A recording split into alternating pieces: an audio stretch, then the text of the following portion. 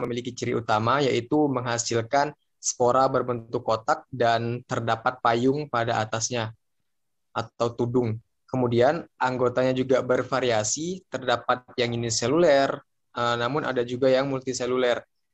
Mereka bisa bereproduksi secara seksual dan aseksual. Kemudian jamur Basidiomycota sebagian ada yang mengandung racun. Nah, untuk ciri-ciri yang mengandung racun itu biasanya memiliki warna yang cerah, mencolok, dan pada batangnya terdapat cincin. Contohnya itu pada jamur Amanita muscaria yang menyebabkan halusinasi jika dimakan. Selanjutnya mengenai ciri-ciri Basidiomycota.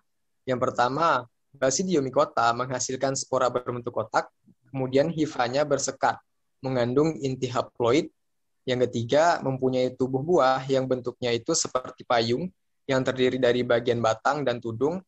Yang keempat, ada bagian bawah tudung tanpa adanya lembaran-lembaran bilah yang merupakan tempat terbentuknya basidium.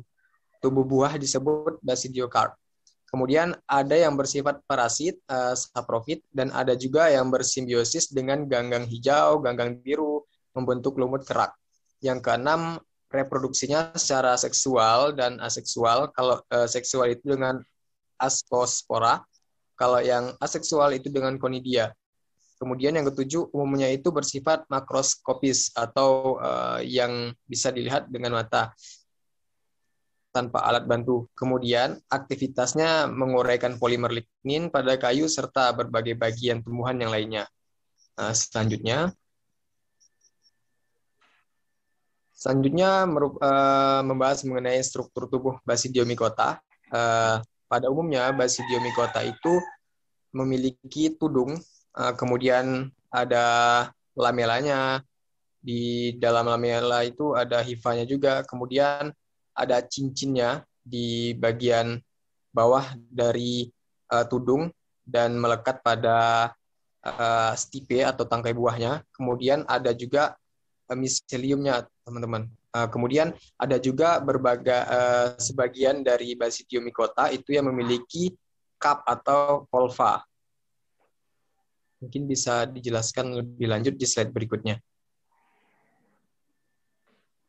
Tudung atau pileus adalah bagian yang ditopang oleh stipe. Pada saat muda, pileus dibungkus oleh selaput yang dinamakan velum universal dan akan pecah ketika menjelang dewasa.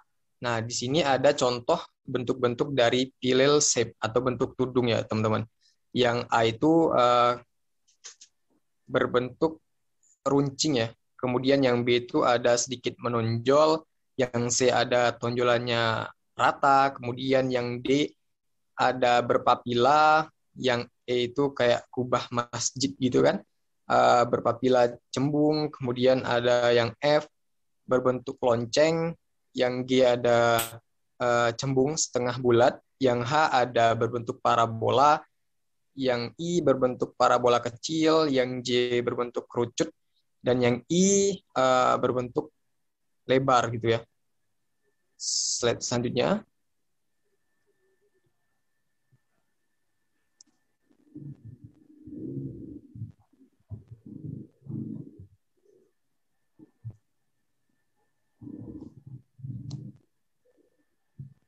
Kemudian ada bilah atau lamela, bagian bawah tudung yang berbentuk helaian dan tersusun atas lembaran-lembaran. Di sini juga ada contohnya, teman-teman, bagian-bagiannya, yaitu yang A itu porioid atau berpori. Nah, itu ada sedikit seperti pori-porinya, teman-teman. Kemudian yang B beraju, beralu, kayak apa itu namanya? Garisan-garisan tapi agak bergelombang bentuknya. Kemudian yang C ada bergaris melintang, yang D bersilang. Kalau yang yang E itu teratur dan tertata rapi gitu kan. Kemudian ada yang F itu bercabang dari tepi, dan yang G ada bercabang ke tepi. Selanjutnya. Selanjutnya ada tubuh jamur atau stipe. macam miselium yang tumbuh dan tegak. Kalau yang bentuk A ini teman-teman berukuran sama dari pangkal sampai ujung. Jadi nggak ada bedanya itu kan, dari ujung sampai bawah itu sama aja besarnya. Kemudian yang B ada meruncing pada bagian dasar. Nah, kemudian yang C ada berbentuk meruncing pada bagian pangkal dan ujung. Jadi di tengah-tengahnya dia agak sedikit membesar gitu kan. Hanya di ujung-ujungnya aja yang meruncing. Kemudian yang D ada berbentuk obor dengan rongga di tengahnya. Kemudian yang E berdasar bulat. Di bagian bawahnya itu membulat dia teman-teman. Kemudian yang F ada bagian dasar membulat, bagian dasarnya. Kemudian yang F ada bagian dasar membulat, yang G ada tidak berbentuk bulat. Selanjutnya,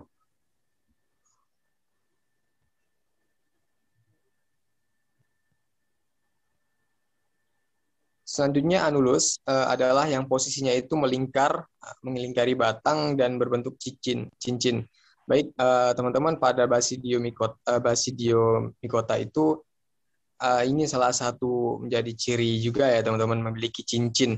Nah, bentuk-bentuk cincinnya itu ada 4 juga. Yang pertama ada single edged membranous atau membran tunggal yang bentuk A. Kemudian yang B ada membran ganda, ada 2 itu membran. Kemudian yang C ada cincinnya itu terbalik gitu kan.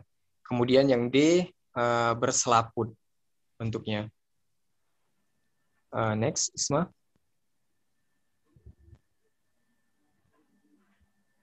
Kemudian ada volva. Volva itu merupakan sisa pembungkus yang berada di dasar tangkai. Keterangannya, 1, yang A, itu bentuknya tepinya menggulung ke dalam. Kemudian yang B itu bersisik, bisa sama-sama kita lihat teman-teman. Kemudian yang C itu tidak ada selubung, tetapi bagian dasarnya membulat. Kemudian yang D memiliki kantong. Yang E cincinnya esentrik. Kemudian yang F memiliki sesil melingkar. Dan yang terakhir G itu terselubung, teman-teman.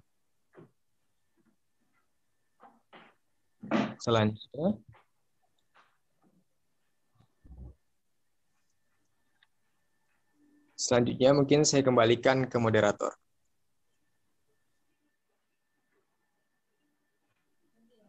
Baiklah, untuk materi selanjutnya akan dibacakan oleh Saudari Renata. Baiklah, terima kasih kepada moderator. Selanjutnya saya akan membacakan mengenai reproduksi Basidiomycota. Reproduksinya ada 2, yaitu aseksual dan seksual. Yang pertama, reproduksi aseksual, yaitu dengan cara membentuk spora conidia atau conidiospora. Hifa haploid atau N yang sudah dewasa akan menghasilkan conidiofor atau tangkai conidia. Pada ujung conidiofor terbentuk spora yang dapat diterbangkan oleh angin, disebut conidia. Conidia ini memiliki jumlah kromosom yang haploid. Bila kondisi lingkungan menguntungkan, maka conidia akan berkecambah menjadi hifa yang haploid.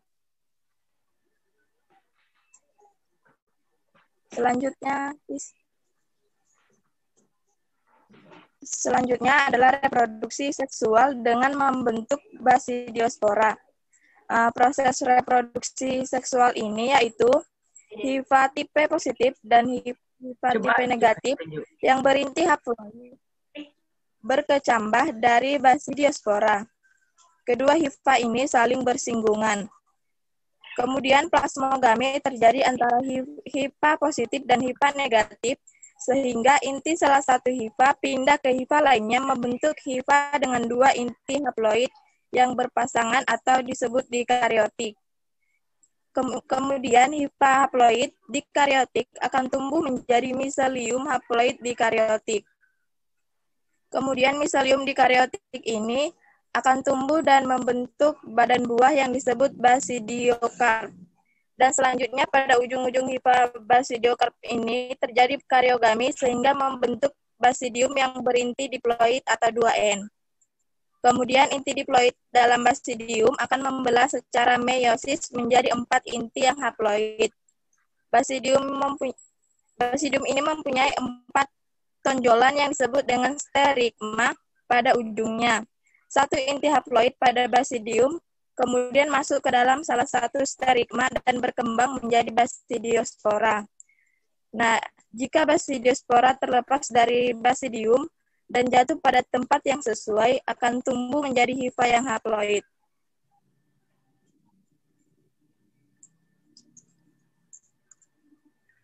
Selanjutnya,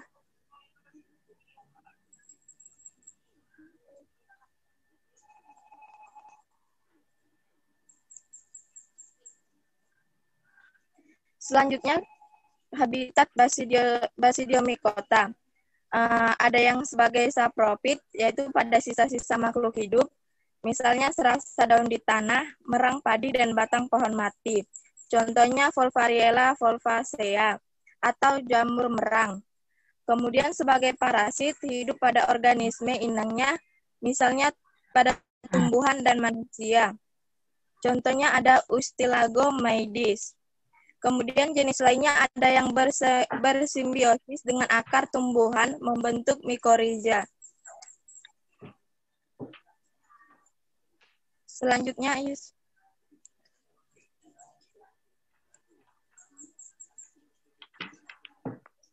Adapun klasifikasi dari Basidiomycota itu terdapat kelas Basidio sebelumnya Isma.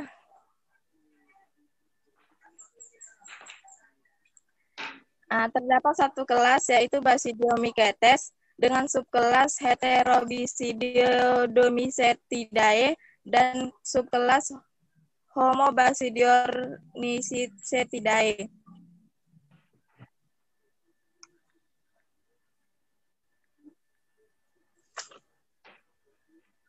Selanjutnya subkelas Heterobasidiomycetidae ini terdapat 3 ordo. Yang pertama itu ordo Tremellales, yaitu bentuknya seperti jeli dengan struktur kenyal, basidium bersekat-sekat menjadi 4 dan tidak memiliki tubuh buah. Kemudian ordo Uredinales, biasa kita kenal dengan jamur karat dan tidak dapat dikonsumsi oleh manusia. Selanjutnya ada ordo Ustilaginales. Ordo ini termasuk patogen tanaman yang biasanya dikenal dengan jamur api dan struktur somatiknya terdiri dari miselium yang tumbuh dalam inang secara interseluler. Selanjutnya,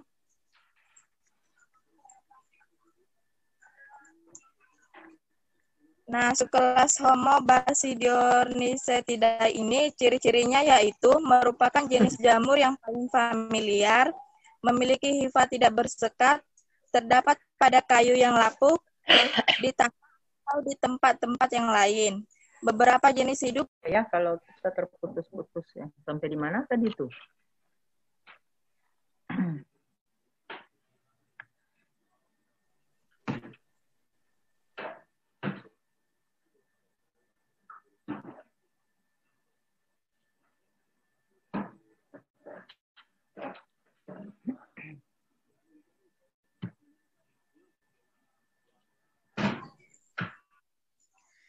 Baiklah, izin melanjutkan Ibu dan teman-teman.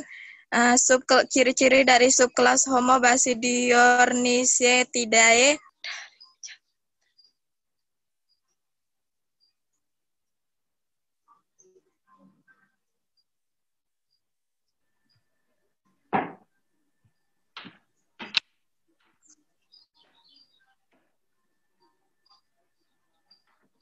Kenapa sih Ismail?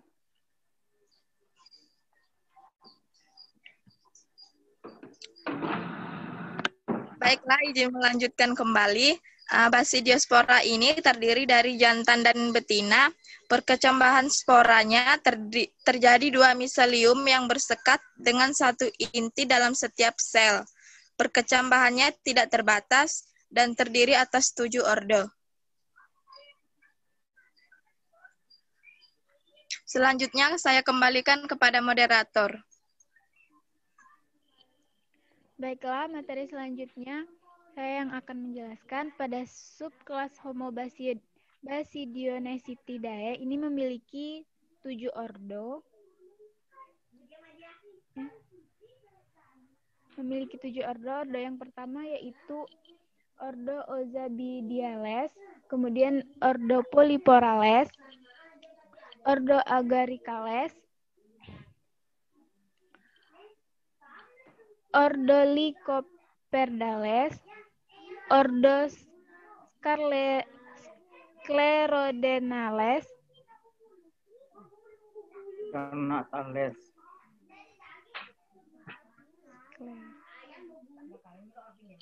ordo Palales, dan ordo Nidulariales.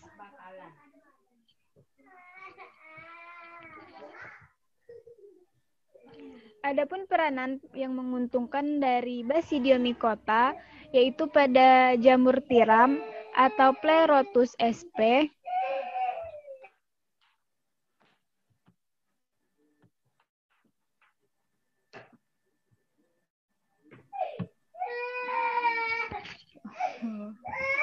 Pada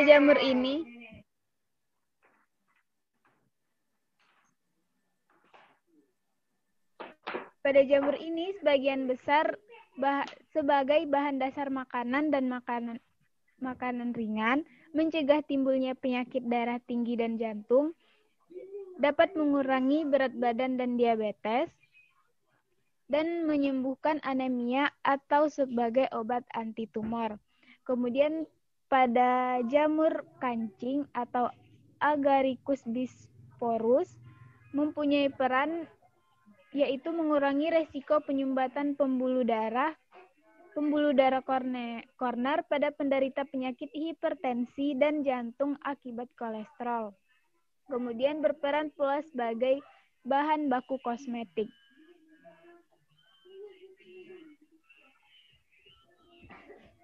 Selanjutnya yaitu pada jamur merang, berperan sebagai bahan dasar masakan dan makanan ringan.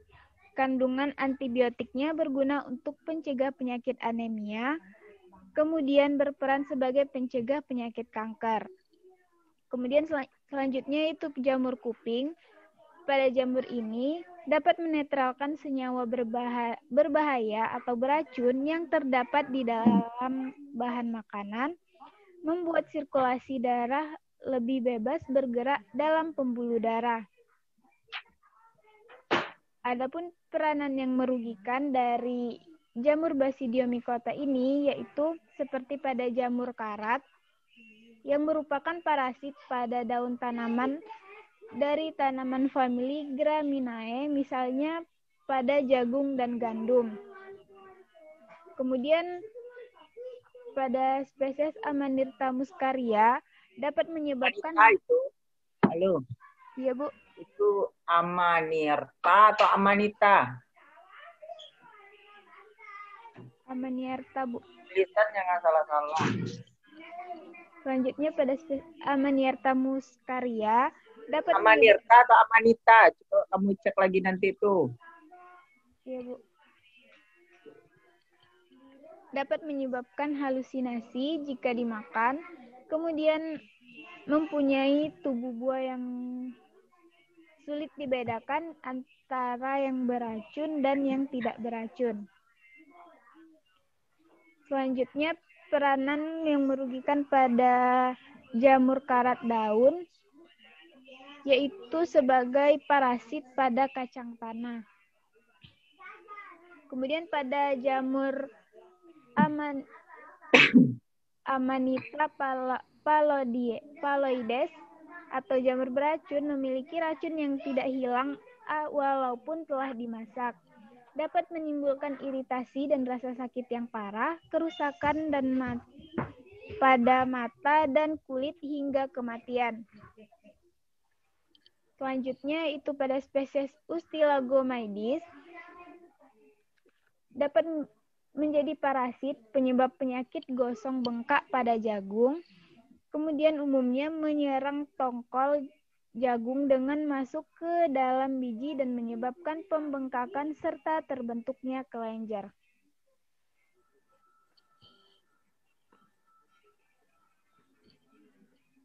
Baiklah, demikian presentasi dari kelompok kami.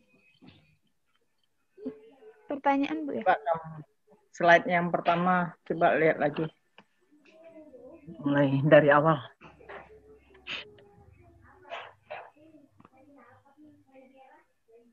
Ya, jadi hari ini kita membahas tentang Basidiomycota ya. Sebetulnya ada beberapa divisi daripada jamur. Ya, yang pertama kemarin yang sudah kita bahas tentang Zygomycota. Sebetulnya masing-masing divisi itu mempunyai karakteristik juga yang berbeda-beda, ya kan? Misalkan Zygomycota. Kenapa dia dikatakan Zygomycota? Karena spora yang dihasilkan, spora seksualnya berupa zigospora, ya kan? Begitu juga dengan Basidiomycota. Ya, tadi kalau tidak salah ada ascospora tadi. Kalau pada Basidiomycota ini sporanya itu berupa Basidiospora. Jadi bukan ascospora ya. Tadi ada kok nggak salah di slide-nya tadi itu. Makanya dia termasuk ke dalam Basidiomycota. Jadi dia itu berbentuk seperti kantong ya atau gada ya, basidiokarp, dan memiliki tempat daripada sporanya itu berupa basidiokarp ya. Kemudian dia memiliki basidiospora. Jadi jamur ini kebanyakan juga mahasiswa yang melakukan penelitian dia mengisolasi dan mengidentifikasi daripada Basidiomycota yang terdapat di hutan-hutan, gitu kan? Karena mengingat peranannya juga cukup penting di dalam suatu ekosistem ya. Dia juga bisa berperanan sebagai dekomposer, pengurai ya kan, terutama untuk bahan-bahan yang berupa selulotik ataupun lignin yang cukup tinggi yang susah terurai. Nah, makanya banyak hidup pada organisme yang telah lapuk ya. Sehingga dia itu sifat hidupnya itu disebut dengan saprofit. Saprofit, jadi hidup menempel pada organisme yang telah mati atau yang telah lapuk ya. Jadi hidupnya itu saproba atau saprofit ya. Kemudian dia menghasilkan spora yang disebut dengan basidiospora ya, seperti yang tadi dikatakan berbentuk kotak itu kan. Kemudian umumnya dia multiseluler ya. Perkembangbiakannya ada yang secara aseksual, ada yang secara seksual. Dan jamur ini juga ada beberapa yang memiliki racun atau toksit ya. Contohnya itu pada jamur Amanita. Jadi bukan Amanirta ya. Tadi kan kalau nggak salah Amanita, N-nya itu double nih. Amanita. Ya, kemudian dalam penulisan bahasa Latin jangan juga sampai yang salah. Nah, itu benar nggak itu? Contohnya jamur Amanita muscaria. Benar nggak penulisannya itu? Salah, Bu. Salah kan? Seharusnya yang benar yang bagaimana? Muscarianya A-nya tetap dimiringkan kan? Amanita N-nya tuh double kalau nggak salah saya itu. Nah, M-nya itu besar apa kecil itu? M. Kecil, Bu. Ya, huruf kecil apa huruf besar? kecil, Bu. Ya, jadi jangan sampai yang salah ya. Nah, ini jamur ini biasanya, kalau jamur-jamur Basidiomycota ini kalau warnanya itu ngejreng ya, seperti Amanita tadi warnanya merah ke oren-orenan itu. Kalau kita ke hutan menandakan bahwa jamur itu beracun apa tidak itu bisa kita lihat di lingkungan sekitarnya itu. Kalau jamur itu masih dihinggapi dengan serangga, ya berarti dia tidak toksit, tidak mengandung racun. Tetapi kalau seandainya tidak ada dihinggapi apa-apa, kemudian warnanya ngejreng, nah itu jangan dikonsumsi ya. Jadi tidak semua jamur itu bisa dikonsumsi atau bisa dimakan. Hanya beberapa jamur yang bisa dimanfaatkan, seperti tadi Pleurotus, kemudian Volvarella, kemudian apa lagi itu jamur kuping, kemudian jamur shiitake. Itu ada beberapa itu, kemudian Schizophyllum, jamur kuku ya kan, yang dimanfaatkan orang untuk dikonsumsi ya. Itu biasanya jamur-jamur itu warnanya juga tidak terlalu ngejreng ya kan, yang bisa kita konsumsi. Ya lanjut. Next. Nah, ini ciri-ciri dari sebelumnya mana? Cirinya? Dia itu tadi sudah dikatakan dia memiliki ciri-ciri yang spora ya, sporanya dihasilkan juga spora seksual dalam bentuk bukan askospora ya, tapi basidiospora. Reproduksi seksualnya itu dengan dihasilkannya basidiospora. Kalau askospora itu askomikota dia itu. Coba kamu cek lagi itu, ya. Nomor 6. Basidiospora. Kalau askospora itu askomikota dia, divisi divisi askomikota. Kemudian dia memiliki hifanya itu bersekat ya, masing-masing hifa itu memiliki inti yang haploid ya. Kapan dia diploid? Kalau terjadinya pertemuan antara dua hifa yang masing-masing yang saling bersesuaian, saling kompatibel ya, baru dia terjadi plasmogami, kemudian kariogami, kemudian intinya bersifat dikariotik ya. Kemudian dia memiliki yang khas lagi, dia memiliki tubuh buah ya, dan juga memiliki tudung. Coba gambar berikutnya. Ciri khasnya, kalau kita ingin mengidentifikasi daripada suatu basidiomycota, yang perlu juga kita lihat dia punya tudung atau disebut juga dengan cup atau pileus ya. Tudung itu pileus. Kemudian di bagian bawahnya juga harus kita lihat lamela-lamela atau gills-nya itu harus diamati itu, karena bentuk-bentuk lamelnya itu juga macam-macam, tergantung juga kepada jenisnya dan apakah dia memiliki pada step itu ada cincin atau anulus dia, karena nggak semuanya juga ada anulus atau cincin yang kita temukan ya. Kemudian di bagian bawah sekali itu ada volvanya juga bervariasi bentuknya. Cincinnya juga macam-macam bentuknya. Jadi kalau ingin mengidentifikasi semuanya harus kita amati. Mulai dari bentuk warna daripada tubuh buahnya itu, tudungnya, kemudian lamelanya itu bagaimana bilah-bilahnya itu bentuknya. Kemudian anulus atau cincinnya itu juga bentuknya juga macam-macam. Begitu juga dengan volva. Dan tidak semua juga jamur ini memiliki volva, juga anulus, ya kan? Coba berikutnya lagi. Ada macam-macam bentuk daripada ini tudungnya itu atau pileus ya, yang kita kenal dengan pileus. Nah, itu harus kita amati bagaimana bentuk tudungnya, sama seperti kita mengamati daun kan. Daun itu kalau kita ingin mengidentifikasinya itu, lembaran daun itu bagian ujung daunnya kan kita amati. Apakah ujungnya itu tumpul kah, runcing kah, atau meruncing kan, ya enggak? Kamu kalau taksonomi dulu. Halo? Iya, Bu. Kan diamati. Kemudian margonya bagaimana pinggirannya? Apakah bergerigi atau gimana? Kan seperti itu ya, sama juga dengan ini jamur basidio ini bentuk daripada pileusnya itu apakah dia bentuk ujungnya itu runcing kah dia, atau hanya sedikit saja menonjol, atau tonjolannya dia menonjol tetapi rata, itu diamati semuanya itu. Ya kan, nah, bentuk dari gambar A, B, C, D itu kan macam-macam itu namanya itu. Jadi tergantung kepada jenisnya, ya. Apakah cembung atau setengah bulat dia seperti yang huruf G itu, kemudian apakah dia berbentuk seperti parabola, seperti H. Nah, itu kita amati kalau kita ingin mengidentifikasi daripada Basidiomycota. Ya, lanjut. Itu dari tudungnya saja baru.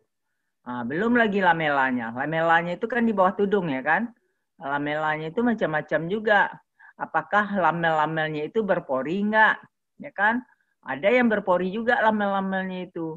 Kemudian ada juga yang seperti gambar B itu beralu-alu. Ada juga bergaris melintang. Bentuk daripada lamelnya itu semuanya kita amati kalau ingin mengidentifikasinya. Ya, macam-macam bentuknya. Ada juga yang bentuknya bercabang dari tepi. Contohnya itu gambar yang F itu kan, nah dari pinggirnya itu sudah nampak dia bercabang apa tidak dia kan.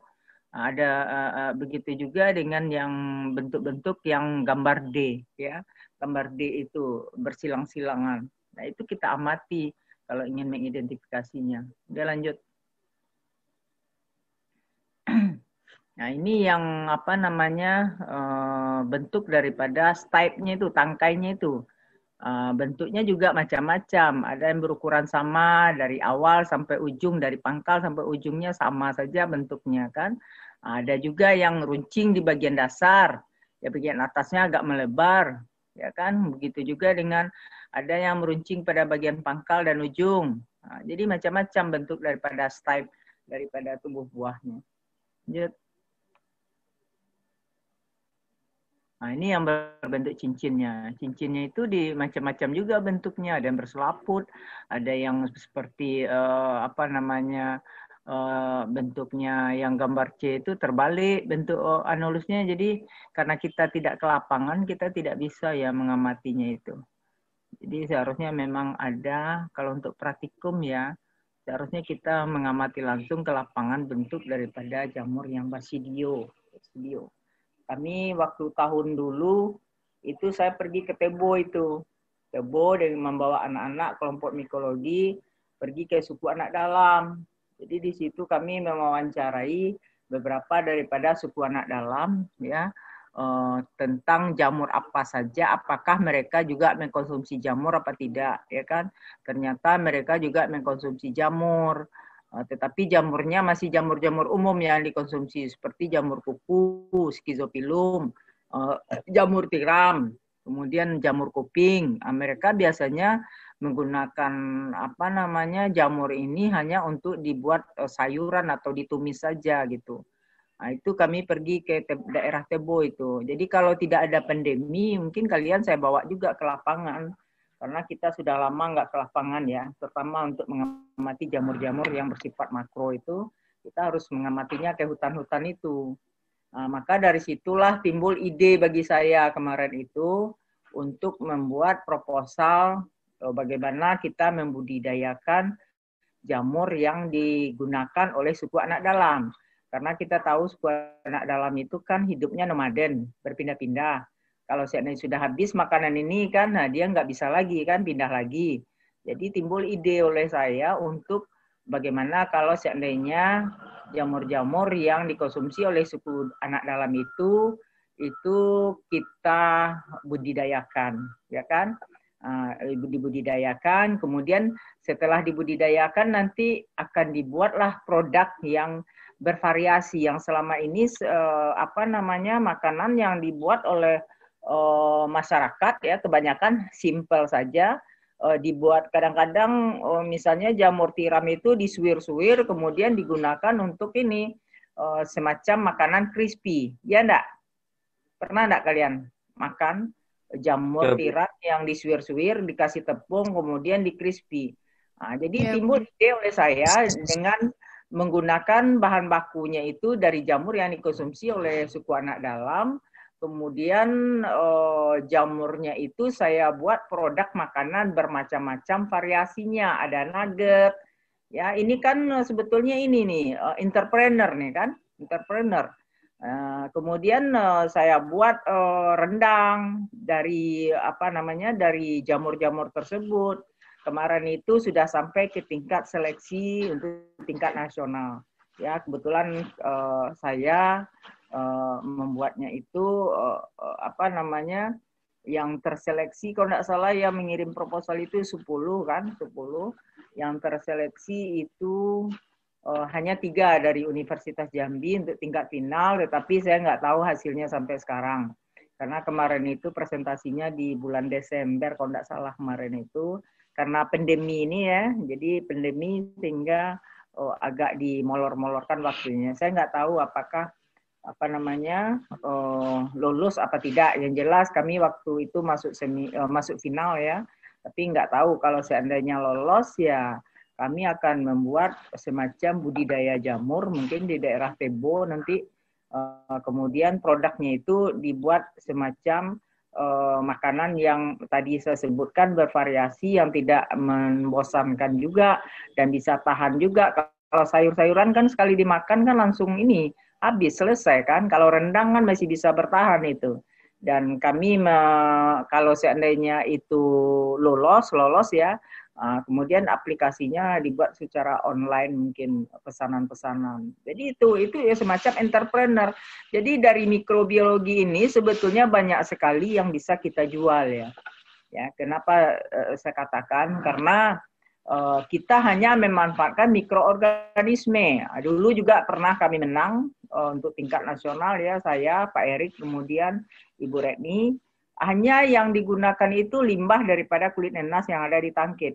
Yang kami buat itu cuma nata depina, ya kan? Berapa anggaran yang dikasih sama Dikti? 200 juta waktu itu. Itu biasanya kalau menang diadakan pameran di Surabaya. Dulu itu di Surabaya, kami ke Surabaya. Jadi gitu. Jadi dengan modal yang tidak terlalu mahal, kita dihargai. Dihargai itu ilmunya, ya ilmunya itu. Kalau orang nggak tahu kan, ya kok bisa ya macam-macam begitu. Jadi di mikologi, di mikrobiologi ini untuk belajar entrepreneur itu memang kalau menurut saya kalau biologi itu mikro, terutama untuk mikro itu bisa sekali itu. Seperti ini aja lah kan budidaya. Berapa lah cuman modal untuk budidaya itu. Bahan bakunya juga dari limbah yang ada di sekitar kita kan. Misalkan untuk basidio ini kan substratnya itu biasanya mengandung selulosa yang tinggi untuk bisa dia hidup. Kita ambil aja limbah-limbah yang ada di sekitar, misalnya tandan kosong kelapa sawit yang tidak dimanfaatkan orang itu yang dijadikan sebagai substrat untuk tumbuhnya. Nah, setelah itu nggak juga terlalu susah untuk menumbuhkannya itu. Jadi yang ada di sekitar aja kita manfaatkan, kemudian menjadikan suatu produk yang bisa memberikan nilai yang cukup tinggi. Jadi itu yang kemarin itu, tapi sekarang belum ada hasilnya lagi. Yang jelas ada 3 produk dari Universitas Jambi, termasuklah saya kemarin itu yang mengajukan proposal ya. Kalau jadi kan lumayan juga, bisa lebih kurang 200 juta juga dananya itu untuk budidaya sekalian untuk produknya. Jadi enak di mikro ini kalau seandainya kalau kita berpikir ya, jadi kalau seandainya jangan berpikir kita jadi PNS ya. PNS itu kan apalagi sekarang susah. Jadi orang beternak itik, beternak ayam, kita beternak ini jamur. Ya, jamur yang bisa dimanfaatkan orang. Ini satu jamur mikro aja kalau kita pesan itu mungkin 200.000, 150.000. Kemudian apalah modalnya cuman. Ya, modalnya cuman media juga nggak banyak, satu tabung reaksi itu 10-15 ml cuman medianya dipakai. Nah, kita bisa memperbanyak daripada jamur, bisa dijual gitu. Apalagi sekarang aplikasinya gampang, bisa dijual secara online, nggak susah juga kan. Jadi itu. Ya lanjut ya. Jadi kalau kita ingin identifikasi semuanya harus diamati. Lanjut. Ini yang bentuk volva juga nggak semuanya juga ya. Volva itu juga diamati juga itu kalau kita ingin mengidentifikasi daripada jamur. Bagaimana bentuk-bentuknya itu. Apakah bentuknya juga bersisi volvanya itu ya. Apakah tidak. Kemudian apakah bentuknya seperti kantong, merupai cincin dan sebagainya. Lanjut. Kemudian berkembangbiak. Tadi sudah dikatakan cara perkembangbiakan daripada jamur ini ada yang secara aseksual, ada yang secara seksual. Kalau dengan cara aseksual itu dihasilkannya conidia atau conidiospora ya. Kalau conidiospora yang dihasilkan itu berasal dari tangkainya conidiofor. Kalau sporangiospora itu dari sporangiofor tangkainya. Ya, kalau spora itu sporangiofor tangkainya. Kemudian kalau seandainya conidiospora itu conidiofor. Ya, dia lanjut. Nah, ini yang tingkat seksual. Kalau seksual itu kita harus ingat ya, berasal dari 2 individu. Tapi kalau yang aseksual itu dari 1 individu. Jadi ada 2 IFA yang saling bersesuaian, saling kompatibel. Ya, bisa saja kita anggap yang 1 IFA itu HIPA plus, yang 1 HIPA minus ya. Karena ada istilah jantan dan betinanya. Jadi ada 2 IFA yang saling bersesuaian, di mana masing-masing IFA ini bersifat haploid, memiliki kromosom yang tidak berpasangan haploid, ya kan? Nah, kemudian kedua IFA ini saling mendekat dia. Kalau dia sesuai, dia akan melakukan plasmogami. Plasmogami itu penyatuan daripada plasma. Jadi antara HIPA positif dengan HIPA negatif itu menyatu, ya kan? Nah, kemudian setelah dia menyatu, kemudian terjadi penyatuan daripada inti atau disebut juga dengan karyogami, ya kan? Nah, kemudian hifanya yang mulanya masing-masing hifa itu adalah haploid, kemudian setelah bergabung dia miselium itu menjadi dikaryotik ya. Kemudian tumbuhlah menjadi tubuh buah ya, tubuh buah yang disebut juga dengan basidiokap atau basidiokap yang masih muda, ya kan? Nah, kemudian apa lagi yang terjadi? Ya. Nah, kemudian terus dia nanti akan membentuk tadi kan sudah bergabung akan membentuk ujung-ujung hifa atau basidiokap ini terjadi karyogami penyatuan inti, kemudian membentuk basidium. Basidium itu berinti diploid ya, 2N ya. Kemudian inti yang diploid dalam basidium itu nanti akan terjadi pembelahan secara meiosis menjadi 4 inti yang haploid. Kalau meiosis itu kan dari 2N menjadi N kan. Nah, kemudian dia akan membentuk basidium itu 4 tonjolan yang disebut dengan sterigma. Jadi sterigma itu dia tempat nantinya penyanggah daripada basidiosporanya itu nanti. Ya, spora yang dihasilkan. Jadi spora seksual yang dihasilkan namanya basidiospora. Jadi bukan askospora ya. Tapi kalau askomikota itu baru ini, ini. Kemudian jika basidiospora itu terlepas dari basidium, kebetulan jatuh di tempat yang sesuai atau yang lembab, maka dia akan membentuklah hifa-hifa yang haploid lagi. Jadi itu. Jadi berasal dari 2 hifa yang kompatibel. Lanjut. Sterigma itu tempat daripada ini basidium. Nah, ini ada beberapa habitat daripada basidium micota ya. Ada yang kebanyakan hidupnya itu adalah di sarasah atau di kayu-kayu yang telah lapuk ya, bisa juga di tanah ya kan. Contohnya ini jamur merang ya. Ini jamur merang ini biasanya tumbuh pada jerami padi. Ya, Volvarella volvaceae, kemudian ada juga yang parasit ya, seperti Ustilagomedis ya, yang menyebabkan parasit pada tanaman jagung ya. Kemudian coba ini mycorrhiza. Kalau mycorrhiza ini kan simbiosisnya antara akar tanaman tumbuh tingkat tinggi dengan jamur ya. Tapi apakah basidio atau apa? Coba dicek lagi nih mycorrhiza. Ya, mycorrhiza tolong dicek lagi ya. Kemudian ada beberapa, lanjut lagi. Ada juga jamur kuping, ya kan? Jamur kuping itu Auricularia auriculajudae, ya. Nah, ini ada beberapa klasifikasi. Jadi klasifikasi ini tergantung acuan apa yang kita pakai bukunya. Jadi enggak harus ini kelasnya, subkelasnya ini. Jadi tergantung kamu pakai bukunya apa. Ya, kalau kamu pakai Alexopoulos, inilah klasifikasinya. Ini dari Alexopoulos kamu ambil ya? Iya, Bu. Ya, jadi buku Alexopoulos itu ya yang terbarunya belum ada lagi. Kamu ngambilnya di mana? Di perpustakaan? Internet? E-booknya, Bu, e-book. E-book ya? Oh ya. Oke lah ya. Jadi ada kelasnya Basidiomycetes, subkelasnya ada 2 ya. Heterobasidiomycetidae atau Basidiomycetidae. Coba kamu cek lagi tulisannya. Hetero, ya. Coba dicek lagi nanti ya. Siapa nih kelompok? Ini kelompok 2 atau kelompok 1 nih? Kelompok 2, Bu. Kelompok 2. Next, lanjutlah. Lanjut. Nah, ini beberapa ordonya. Ya, ordo Tremalales, ordo Uredinales, Ustilaginales ya. Lanjut lagi. Ada beberapa ordo. Kemudian ini masing-masingnya. Ya, masing-masing daripada subkelas ini dia memiliki ciri-ciri juga. Tetapi ini kebanyakan ada yang hifanya bersekat, tapi ini hifanya tidak bersekat ya. Dan hidup pada tempat-tempat kayu yang telah lapuk ya. Jadi dia ada yang bersimbiosis juga pada akar tumbuh-tumbuhan. Betulnya ini Basidiospora ini terdiri dari jantan betina itu plus minus itu ya.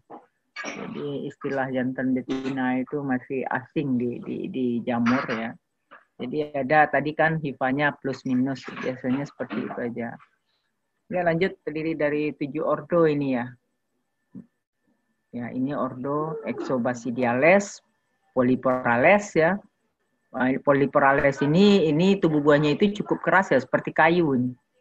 Dia ini Ordo agaricales ya, ini warnanya ngejreng-ngejreng ini banyak biasanya bersifat toksit. Lanjut. Nah, ini Ordo Lycoperdales, Sclerdernatales. Lanjut. Nah, ini biasanya sering juga kita temukan di hutan nih, jamur tudung pengantin ini. Kamu pernah ketemu nggak kalau masuk hutan? Ordo Pales nih. Belum pernah, Bu. Pernah ya? Belum ya. Nah, itu biasanya kalau masuk hutan kita sering kita temukan juga ini jamur tudung pengantin ini atau Ordo Pales. Dan lanjut. Ya.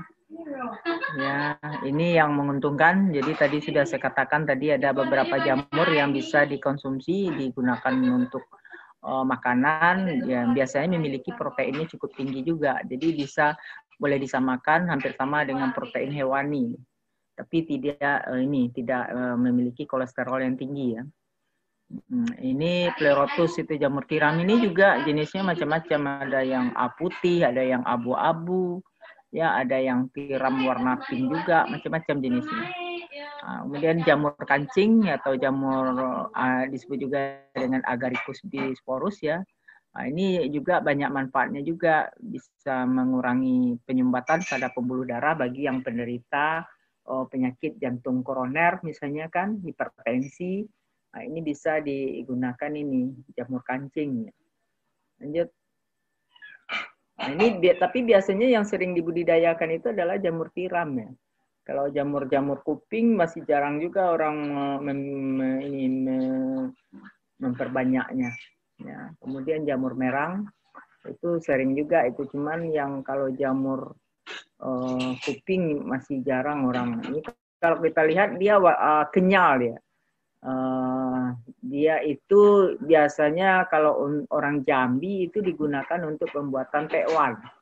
Pernah makan tekwan enggak? Ada yang warna hitam-hitam itu kenyal. Iya, Bu. Enggak kan? Nah, itu biasanya Iya, Bu, ada, Bu. Untuk ini, untuk apa namanya, campuran tekwan. Ya. Terus.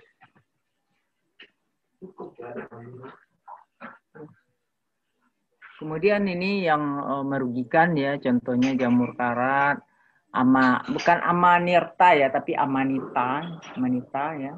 Amanita ini beracun ini, warnanya ngejreng ya. Jadi jangan coba-coba kalau kita masuk hutan, jangan coba-coba untuk mengkonsumsinya ya. Ini dilarang.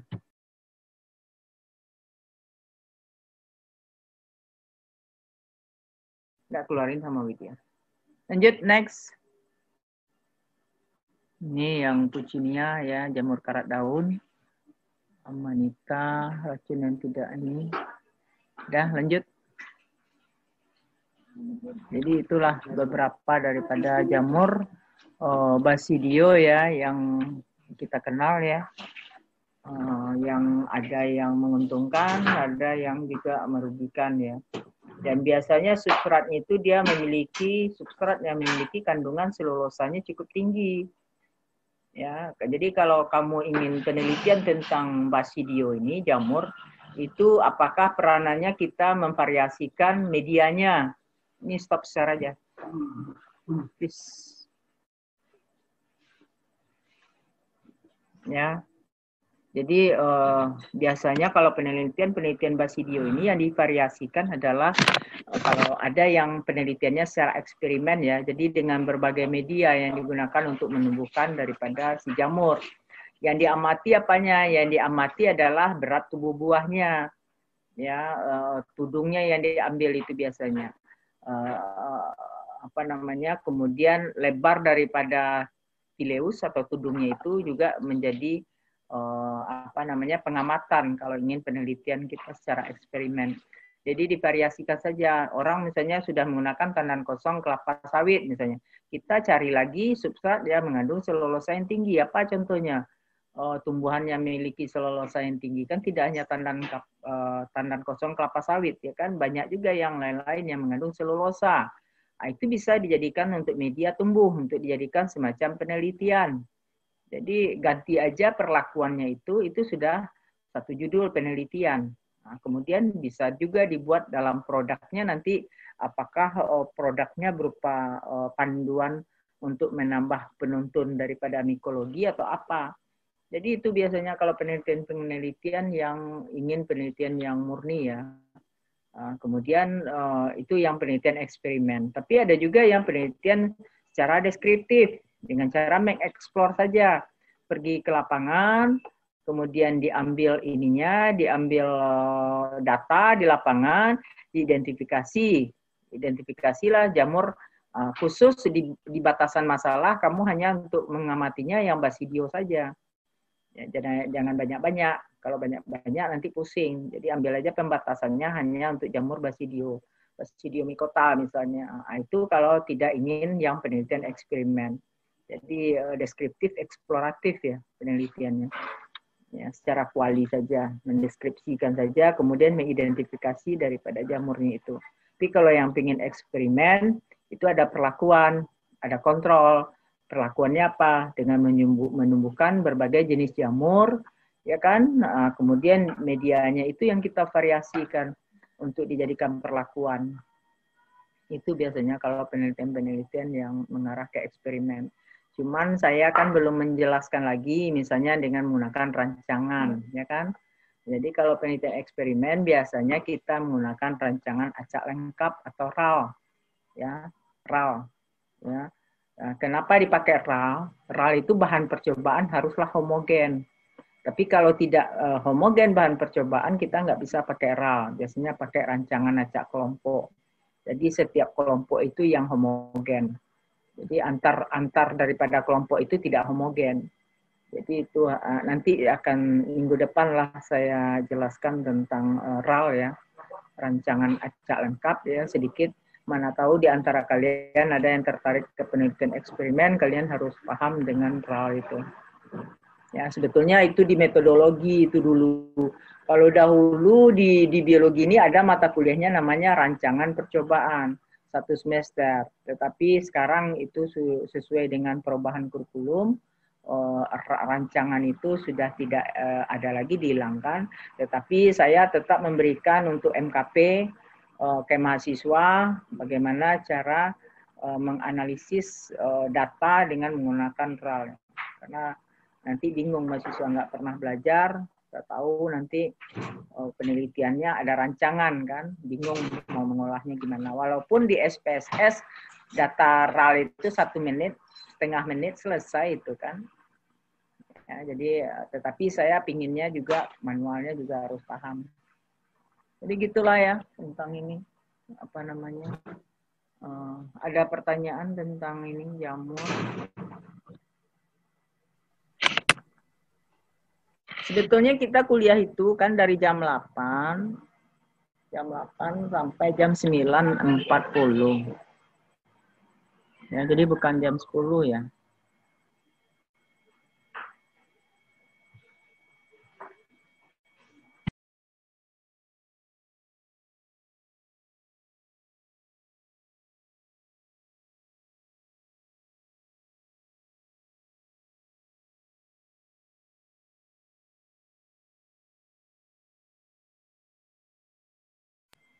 Nah, jadi gitu ya. Sebetulnya saya tadi ada keperluan, ada kegiatan ya. Makanya saya batalin kuliah, rencana saya ternyata jadwalnya itu jam 10. Makanya nggak jadilah, masih bisa saya sempat kuliah sampai jam setengah 10 lah. Oke, Bu. Ya, Bu, mohon maaf. Kemarin ada beberapa orang yang belum lupa absen, Bu. Jadi itu gimana ya, Bu? Lupa absennya di hari apa? Kemarin Bu, dari Jumat. Oh, praktikum. Oh, yang kuliah apa praktikum? Bukan, Bu. Pas kuliah, Bu. Yang kuliah, Bu. Oh iya. Atau gini aja ya, saya kemarin itu coba-coba ternyata hari Sabtu bisa absen ya. Daripada nanti kelupaan kamu kan. Atau kita coba hari Sabtu aja absen. Karena kalau hari Jumat itu kan hanya absen dan tidak kuliah. Kan kuliahnya kita hari Sabtu. Iya, Bu.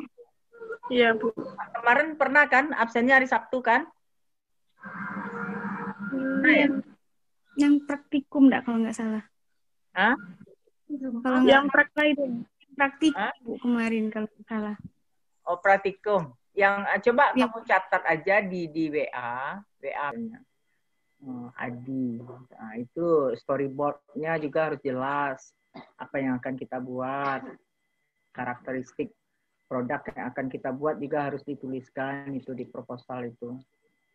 Hurufnya apa, ukuran hurufnya bagaimana, itu harus tertera semuanya di situ tuh. Ya, kalau memang itu kamu mantapkan aja, jangan beralih-alih ke yang lain, nanti kamu bingung. Semester 8 masih ngacak-ngacak juga lagi, ulang lagi. Nah, kecapean sendiri. Ya. Ya, Bu. Siapa? Hafiz, sudah Hafiz? Kalau kami ini gini, Bu.